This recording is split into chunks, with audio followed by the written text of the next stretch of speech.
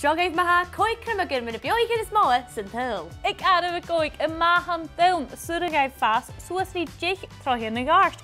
Agus sŵring fas tunna dich chwtjam y fi ympe. Mór. Ik araf y ceir siraf. Ha siraf yn trich go ársrí 90 troien agus siad na Beathaichean is áste iad yn tŵ. Ik araf y tri in elfen Afrika nog had seo traum. Sŵring siech tunna dich chwtjam y fi ympe. Wow.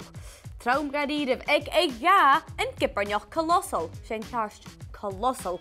Ha het seo 40 meter in gad cwjoch ha yn sŵlen Nas Motha na sŵlen beoch sy bi eile.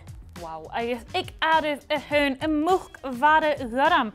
Bydd seo o fas gwm o chrichyd troi y gach agus sŵr yn cwtjam dy hyd agus ochgyd tunna y fi ympe.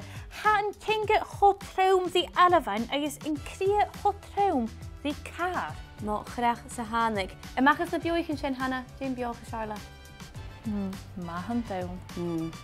Joe Beoch. Seo, we even draast na dragenin.